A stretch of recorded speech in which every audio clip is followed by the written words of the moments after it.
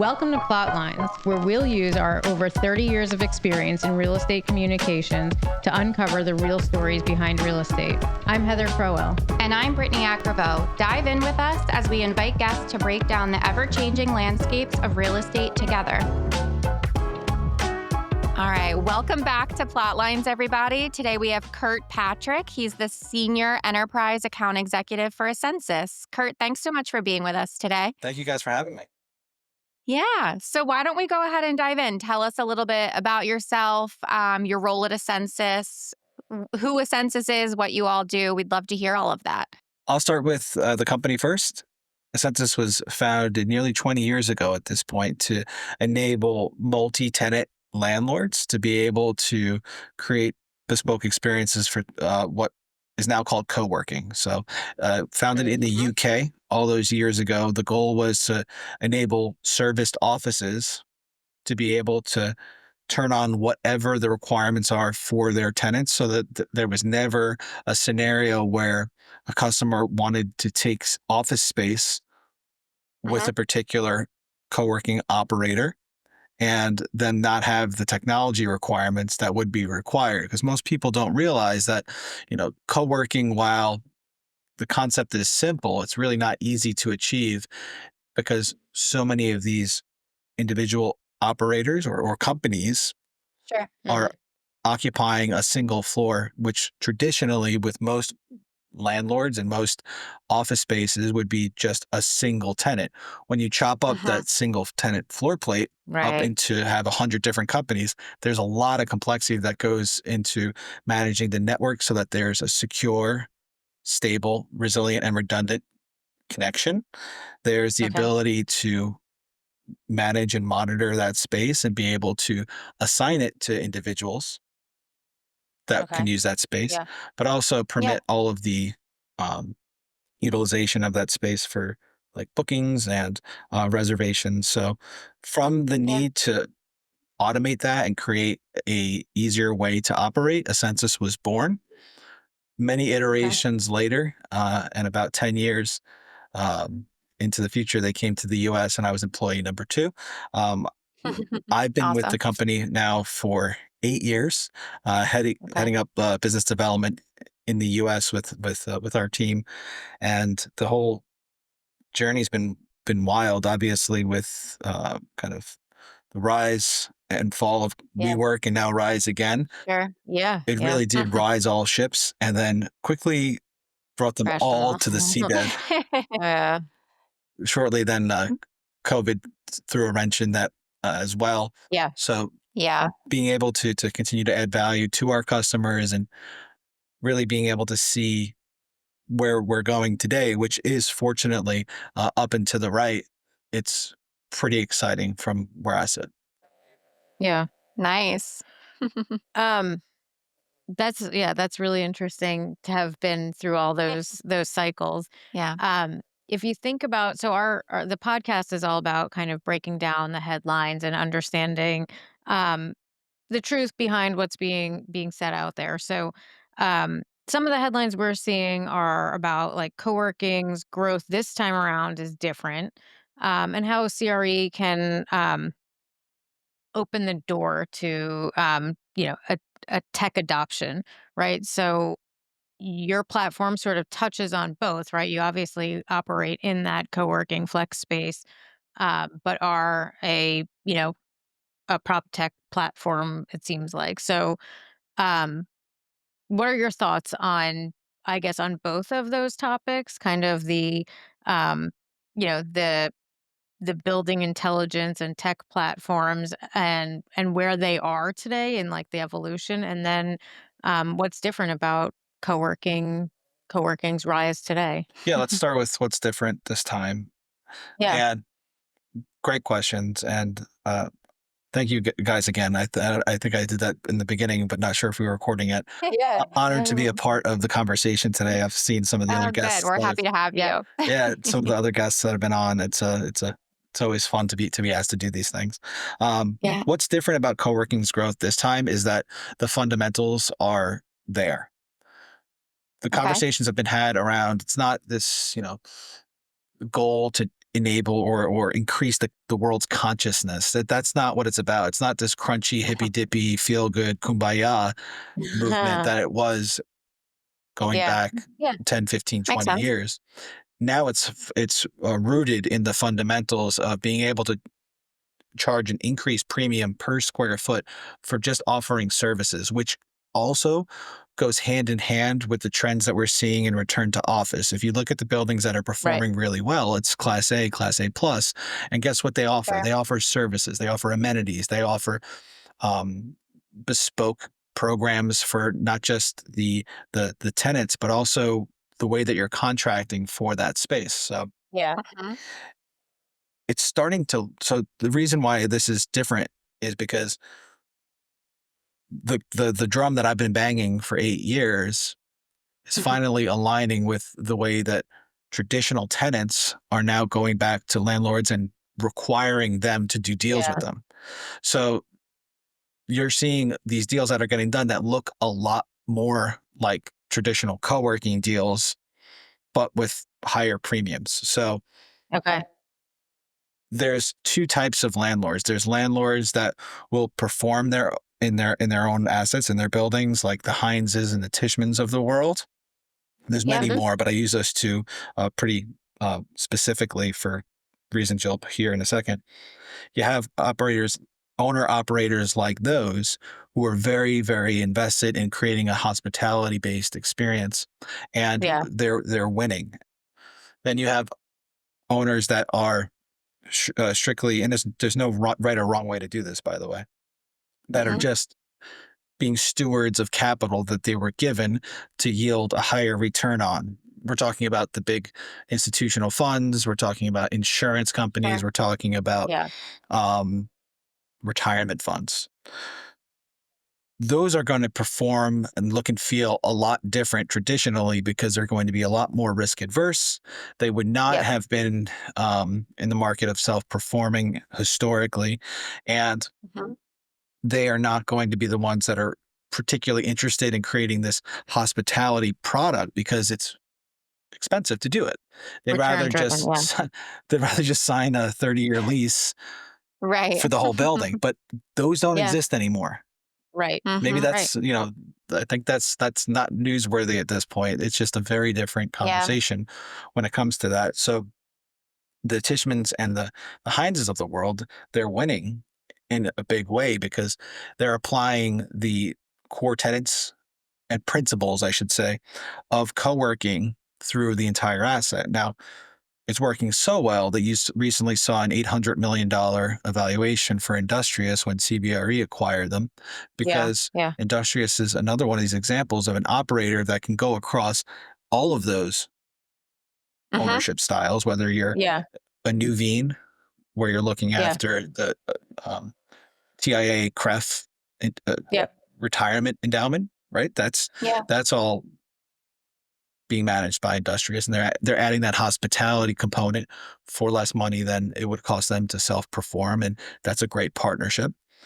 But they can also go into some of these self-performing owners that say, hey, we want to have you in, you can operate it, and we could have some synergy here where we can still do traditional leases, but you can add a service layer on top of it.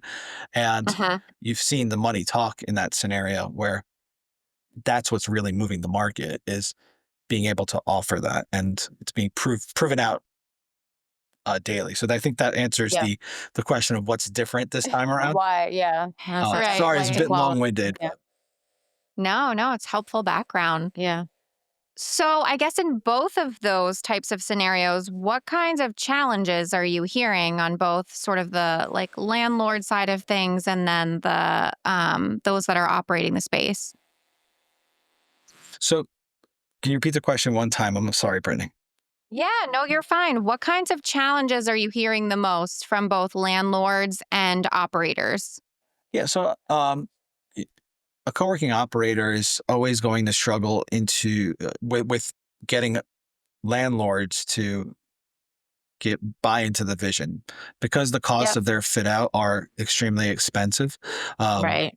Because they're paying for desks, they're paying for chairs, they're paying for all the internet infrastructure. They're paying for, Yeah. the list goes on and on and on. And those are Sure. investments Yeah. in TI dollars that the landlord needs to front. The landlord in that scenario needs to go to the bank and borrow for it. And with interest rates being what they are, money's not free anymore. It's harder to do these deals. So it Yeah. becomes a Yeah. chicken or an egg scenario where we don't know, um, you know, you need someone to blink first in that scenario to be able to say, okay, we're going to stand up this business. But if you're an owner of that space, you're in a much better position. If you're a Tishman, if you're a Hines, Mhm. and those are the real winners, and those are the locations that you're seeing are growing quite a bit.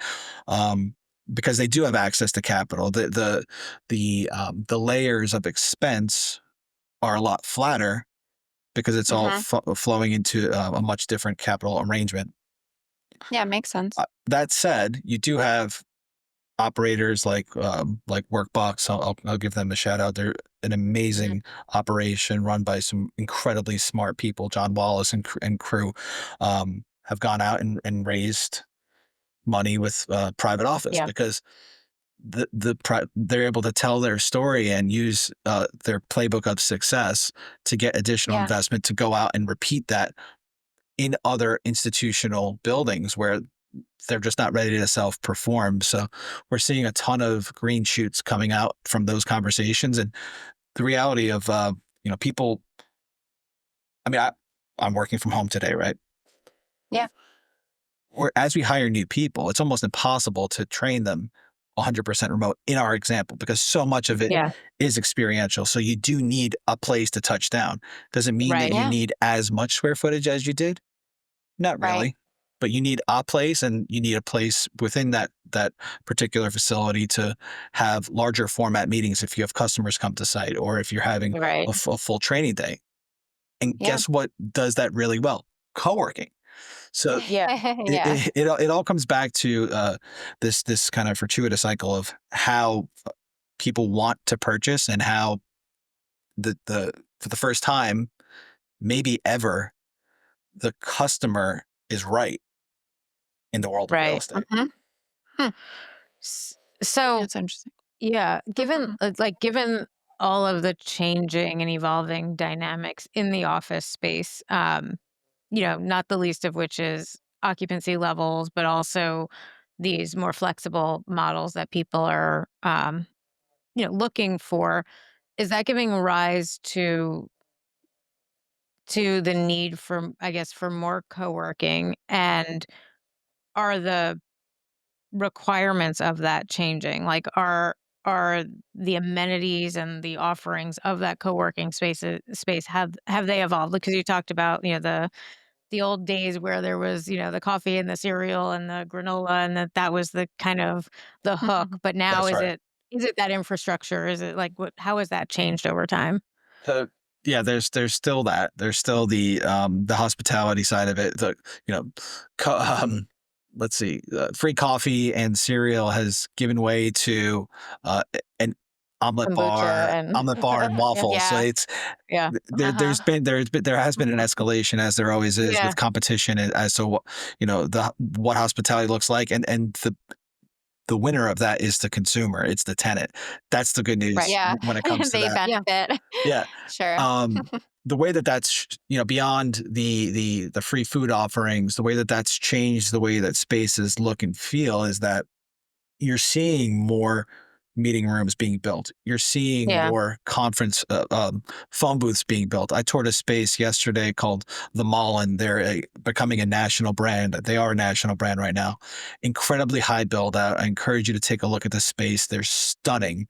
But we toured the Flatiron district location, and my God, it is just stunning. It's a place that yes, you will pay a premium to be in, but one of the Yeah. most remarkable things about it is the number of phone booths that are just Okay. lining the halls because Hmm. people are signing up as a coworker, a genuine individual that might be Yeah.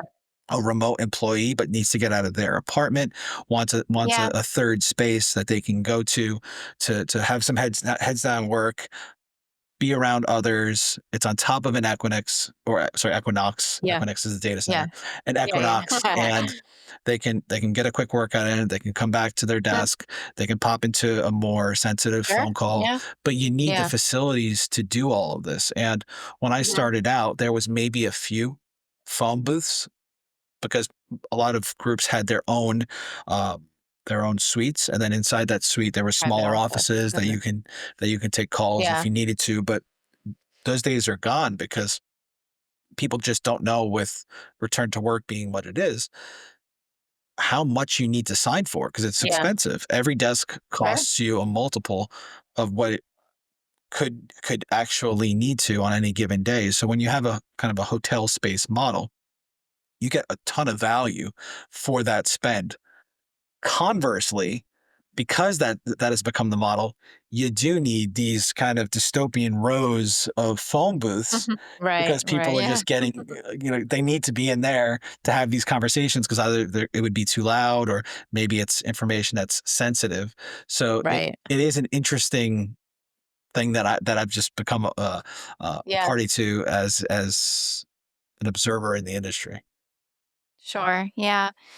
And with a census, a lot of the things you are doing, like you said, access control, helping with connectivity, automation. I mean, these things are all just as equally as important as the spaces that people are Yeah. working out of, and the food and amenity offerings. Tell us a little bit about why that infrastructure has become so important as part of the experience as well. I think you just said it better than I could. It's equally as important. And Yeah. we Yeah. certainly think that too. So without any of those component parts we just mentioned, the offering starts to become less than your competitor. And with more Mhm. competition, the game needs to level up. The expectation is that you will have an amazing connectivity experience. Your devices are just going to work. When you walk in the Yep. building, your Wi-Fi is going to be fast, it's going to connect, Yeah. and it won't go down. That's super Mhm. important. That's what we Yeah. do. Yeah. You also need to be able to make sure that when you walk in the building, that the space that you've reserved is available to you, and somebody's not Yeah. squatting in it. And that Yeah. that leads to our most recent product that's only about a month or two old.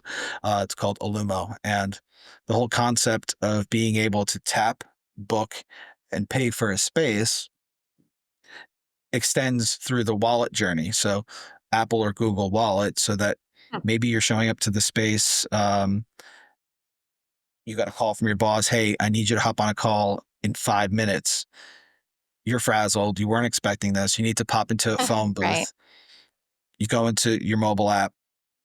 You see that you know, there's availability. You can either tap to book it right there on your mobile app. That would be Yeah. sponsored Mhm. by Essensys, or you can simply walk up to the door, tap your phone on it, just like the subway. It lets you Oh, in. very cool. Yeah. Yeah. It'll book you for X amount of time, and Mhm. it'll nudge you when you come up to the end of that time to either add more or to politely get out.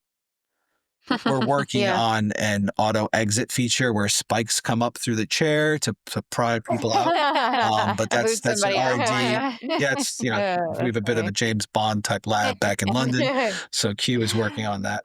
But um, we're seeing a ton of interest in that product, as you would imagine, because it's Yeah. more in line with what people are actually feeling on the ground. Yeah. And Yeah. then Yeah. to the landlord offering, where taking everything that I just mentioned and building upon it with the ability to have advanced analytics, so that when somebody does connect to Wi-Fi, you're able to see their usage pattern. And we can see Britni and Heather come into the office on these days. They're part of this team. They're using that space on an average of 1/3 of the time that they're permitted Okay. to. Perhaps Okay. we either have a smaller amount of space allotted to them, or Mm.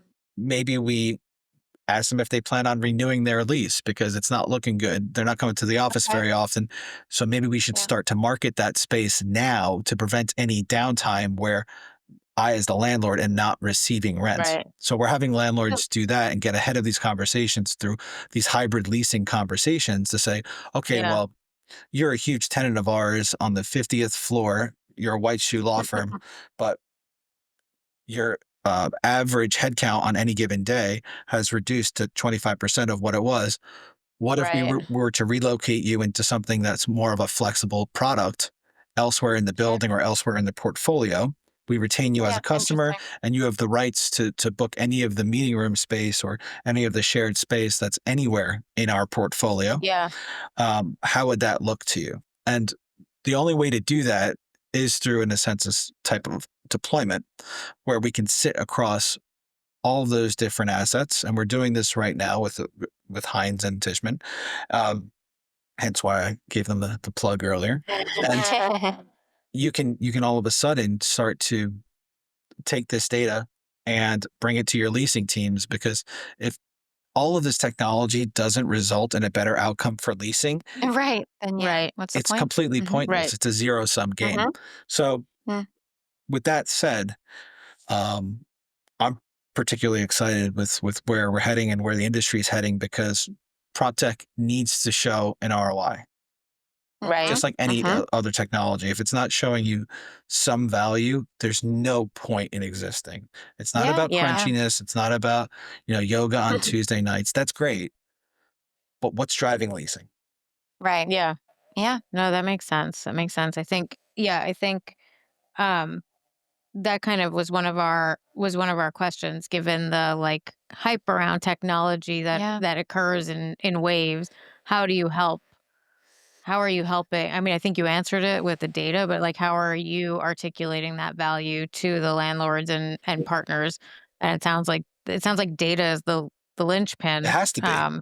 Being able to give them something that helps them make decisions moving forward. Totally. Yeah.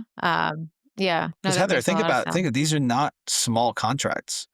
No, These I are know. very expensive, big ticket items that people stress out about. And if they're not stressing out about it, they're not doing their job. Are you able to provide through your platform? Are you providing data on the entire building or just on like the flex space? Like how are they getting informed about how people are using a building? If that Yeah. does that make sense? Yeah, That no, it totally question? does. So, it's a very, very smart question, because it's kind of a a process to get the whole building adopted. Flex space, super easy. They have to use the product, or else they're not getting connectivity. They can't get in, they can't get on the network, all of that. Yeah. Right? So you have a bit of a captive audience there. So that's easy. The rest of the building, it becomes a deployment to show the value, show how great this experience can be, and it becomes a true, I guess, deployment. So you're educating the users of the building about what is available, why it's of value to them, and why they should act and download this app and authenticate to Wi-Fi. Right. It is tough, but the reward is incredibly rich data. And there's a couple different data sources that you can pull from, and there's a couple different companies that can do this for you across other data points that live outside of us. There's a great group called Recalibrate. Brandon Medeiros and his team, they're doing amazing things for owners around the world. And they do use Wi-Fi as a data point, but getting the adoption of folks who are not in the flex space takes a bit of a lift. And the reasons why they would want to adopt Wi-Fi once is that they can have a seamless experience when they're outside of their four walls in a meeting. They can have common area Wi-Fi that automatically connects. So if they decide that they want to take a Zoom call from the terrace because it's a beautiful day out and they need to get some sunlight, it's a real thing. We need this As stuff. we all do. Exactly. As two girls in the basement right now can attest to. Hey, that should have been the name for our Two girls in the podcast. Two girls in a basement. I don't know. You might be onto something. I accept royalty checks. I'll give you my address. So that whole process, you want devices that just grab connectivity, that are secure, that are resilient, that are redundant in these spaces. And guess what? Landlords are paying for this now. They're paying for common area Wi-Fi, for amenity Wi-Fi that sucks. That's It that's doesn't absolutely give you right. Yeah. anything. Well, and when you leave the floor, you don't have access to it Well, anymore. you have Right. access on your floor, right? So in your space, your corporate team has set up Wi-Fi. Great. Yeah. What happens when you leave that floor? You're done. Right. You're That's dead. It's dead in the Yeah. water. what And happens. guess what else happens? You don't even have cell signal because the carriers are no longer sponsoring DAS systems, distributed Yeah. antenna services, or systems rather. Hmm. And that's what enables cell phones to work. Cell signals do not like glass and steel, not friends. Yeah. So you have to deploy these systems inside of buildings to have connectivity with AT&T and T and Verizon and T-Mobile so Yeah. that your Yeah. phone works. If those are not in the building, you're going to have a bad time. And Yeah. by having Wi-Fi, at least you can do Wi-Fi calling. At least you can have some form of Yeah. connection to the outside world. Um, Sure.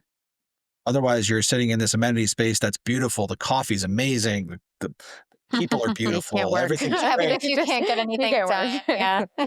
So, All right. Well, I know we want to give you the opportunity to rewrite a headline, but quickly before we do that, sitting where you are and having such an international presence, just curious, where are you seeing the most demand for this flex office space?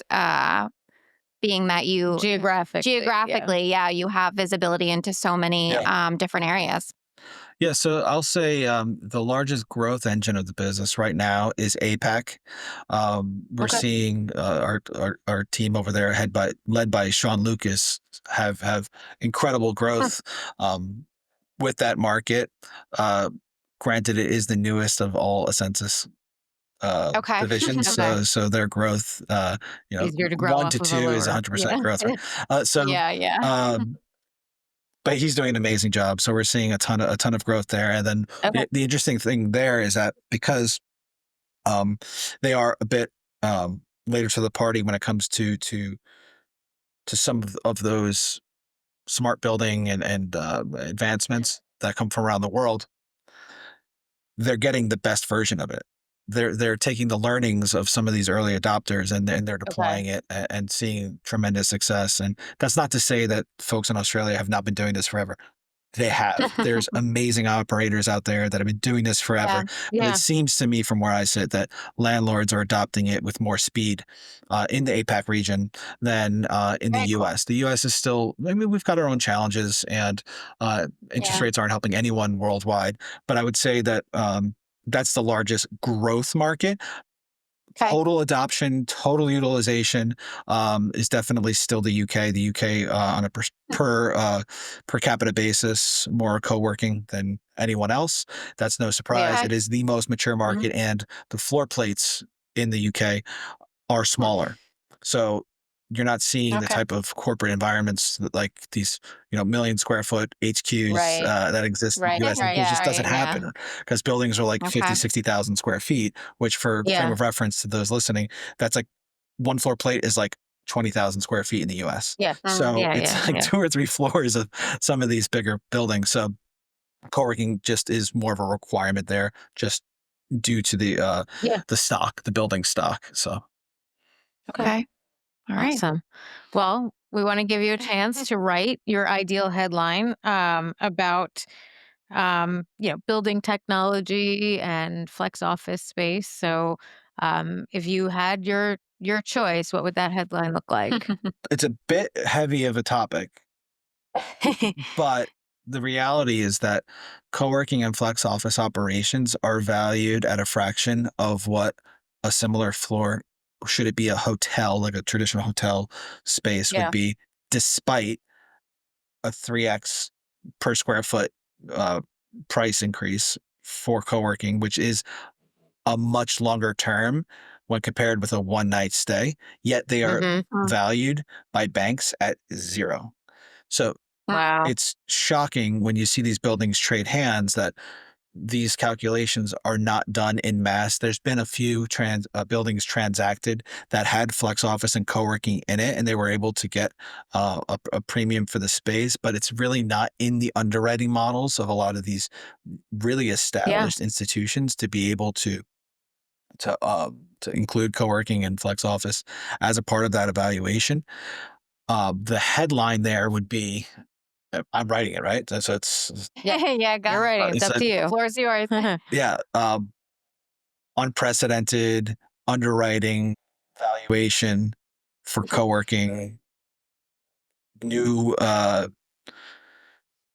new methodology created. Albert Yeah, I Einstein, like back from the dead, saves the world. Um, yeah. Yeah. No, I like Yeah. it. I like it. Has All anyone right. brought someone back from the dead in one of their headlines on this No, podcast actually, yet? I don't think so. You might be the first. And they didn't So. rename our podcast either. So you Right. really stuck it. I'm really happy to just break every mold. I love it. Love it. But thank you. Well, Kurt, we Good. really appreciate your time today. I think we covered a lot of ground here, a lot of interesting insights. Yeah. So we appreciate it. And we'll be on the lookout for all the cool things that essensys is doing. So thanks for your time. Yeah, thank you guys for having me on and letting me rename the podcast and bring back Albert Einstein from the dead. Yeah. We're going to have to get like You a got it. This podcast is a production of Gregory FCA. If you enjoyed our discussion, please subscribe wherever you listen to podcasts